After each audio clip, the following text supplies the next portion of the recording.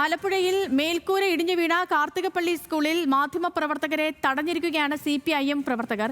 മാധ്യമങ്ങൾ സ്കൂളിൽ പ്രവേശിച്ചാൽ സ്കൂൾ പ്രവർത്തനം തടസ്സപ്പെടുമെന്നാണ് വാദം. അനുരാഗാണ് ചേർന്ന വിവരങ്ങളുമായിട്ട്. അനുരാഗ്, എന്താണ് ഈ ഒരു പുതിയ നിലപാടിന് പിന്നിൽ?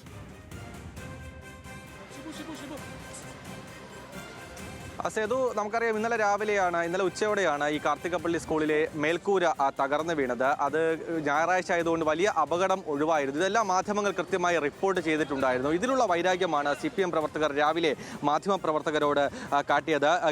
ഗേറ്റിൽ CPM പ്രവർത്തകർ മാധ്യമപ്രവർത്തകരെ തടയുന്ന സാഹചര്യമുണ്ടായി. CPMന്റെ പഞ്ചായത്ത് അംഗം നിബു ആണ് മാധ്യമപ്രവർത്തകരെ തടഞ്ഞത്. അവർ ഉന്നയിക്കുന്ന വാദം മാധ്യമപ്രവർത്തകർ ഇവിടെ നിന്നാൽ സ്കൂൾ പ്രവർത്തനം തടസ്സപ്പെടും എന്നുള്ളതാണ് അവർ ഉന്നയിക്കുന്ന വാദം. നമ്മളിപ്പോൾ ദൃശ്യങ്ങളിൽ കാണുന്ന ഇദ്ദേഹമാണ് നിബു. ഇദ്ദേഹമാണ് ഇന്ന് മാധ്യമപ്രവർത്തകരെ തടഞ്ഞത്. ചേട്ടാ, എന്തുകൊണ്ടാണ് ഈ മാധ്യമപ്രവർത്തകരെ തടയാനുള്ളൊരു കാരണം? മാധ്യമപ്രവർത്തകരെ തടഞ്ഞിട്ടില്ല. മാധ്യമപ്രവർത്തകർ സഹകരിക്കണം എന്ന് മാത്രമേ പറഞ്ഞിട്ടുള്ളൂ. ഈ ദൃശ്യങ്ങളിൽ വ്യക്തമായിട്ട് കാണാമല്ലോ താങ്കൾ ഈ മാധ്യമപ്രവർത്തകരെ തടയുന്നതും എല്ലാം. ദൃശ്യങ്ങൾ പൂർണ്ണമായി കണ്ടാൽ അത് മനസ്സിലാവും. ഒരിക്കലും അങ്ങനെ ചെയ്തിട്ടില്ല. എന്താണെന്ന് വെച്ചാൽ പടിഞ്ഞാറേ സൈഡിലാണ് ഇതിൻ്റെ സ്കൂളിൻ്റെ മെയിൻ എൻട്രൻസ്. അതിൻ്റെ അവിടുത്തെ കെട്ടിടമാണ് ഇടിഞ്ഞു വീണത്.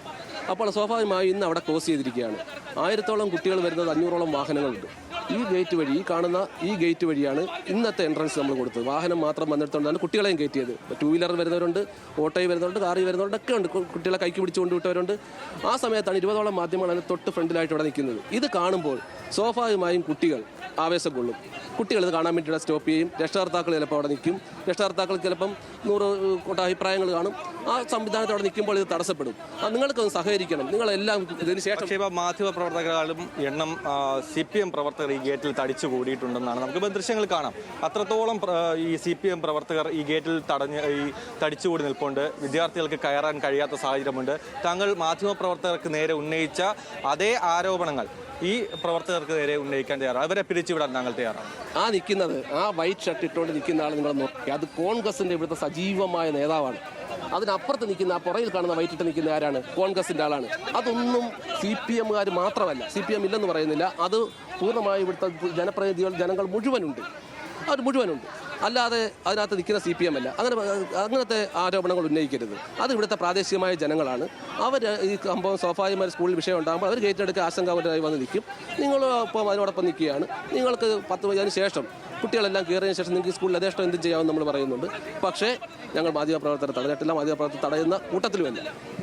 എന്തായാലും അതാണ് അദ്ദേഹത്തിൻ്റെ വാദം. എന്തായാലും ഇവിടെ ഫിറ്റ്നസ് ഇല്ലാത്ത കെട്ടിടത്തിൻ്റെ മേൽക്കൂരയാണ് കഴിഞ്ഞ ദിവസം തകർന്നു വീണത്. നേരത്തെ സൂചിപ്പിച്ചതുപോലെ ഞായറാഴ്ചയായിരുന്നു ഇന്നലെ. അതുകൊണ്ട് മാത്രമാണ് വലിയ അപകടം ഒഴിവായത്. അല്ലെങ്കിൽ വലിയ ദുരന്തത്തിലേക്ക് അത് പോകുമായിരുന്നു എന്ന കാര്യത്തിൽ സംശയമില്ല. എന്തായാലും ഇന്ന് സ്കൂളിലേക്ക് യൂത്ത് കോൺഗ്രസ് KSUവിൻ്റെ സംയുക്ത മാർച്ച് ഉണ്ട്. അല്പസമയത്തിനകം ഈ മാർച്ച് ഇവിടെ നടക്കുകയും ചെയ്യും. അതിനുശേഷം ചിങ്ങോലി ഗ്രാമപഞ്ചായത്ത് ഓഫീസിലേക്ക് BJP കൂടി മാർച്ച് പറഞ്ഞിട്ടുണ്ട്. അങ്ങനെ വലിയ സംഘർഷഭരിതമായ സാഹചര്യമാണ് ഇനി ഈ കാർത്തികപ്പള്ളി സ്കൂൾ പരിസരത്തൊക്കെ ഉണ്ടാകാൻ പോകുന്നത് എന്ന കാര്യത്തിൽ ശരി, മൂടിവെക്കാൻ കഴിയുമോ എന്നൊക്കെ ശ്രമിച്ചു ഇന്നലെ ഈ ഒരു അപകടം ഉണ്ടായ സമയത്ത്. പക്ഷേ മാധ്യമങ്ങൾ അവിടുത്തെ നാട്ടുകാർ ഇടപെട്ടു. പിന്നീട് മാധ്യമങ്ങൾ അവിടേക്ക് എത്തി. അങ്ങനെ അവിടുത്തെ ദുരവസ്ഥ മുഴുവൻ നാട്ടുകാർ അറിയുകയും ചെയ്തു. അപ്പോൾ ഇനി പ്രതികരണത്തിനൊന്നും മുതിരാൻ വയ്യാത്തത് കൊണ്ടുള്ളൊരു തടിതപ്പലാകാം ഇത്. നമുക്ക് ആ ദൃശ്യങ്ങൾ ഒരിക്കൽ കൂടി കാണാം.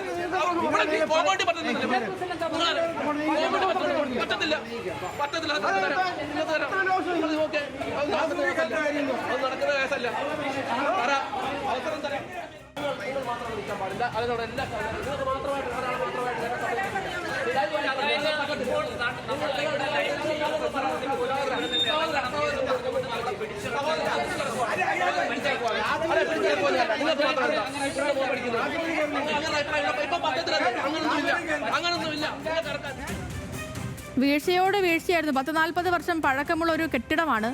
ആ കെട്ടിടത്തിൻ്റെയാണ് മേൽക്കൂര തകർന്നു വീണത്. ഇന്നലെ അവധി ദിവസമായതുകൊണ്ട് തലനാരിഴയ്ക്ക് ഒരു വലിയ അപകടം ഒഴിവായി പോയി എന്ന് പറയാം.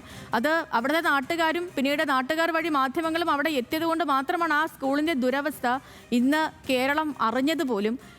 മറ്റ് കാര്യങ്ങളൊക്കെ മൂടി വയ്ക്കാനുള്ള ശ്രമങ്ങളുടെ ഭാഗമായിട്ടാവും ഒരുപക്ഷെ ഇപ്പോഴത്തെ ഈ മാധ്യമ വിലക്കും.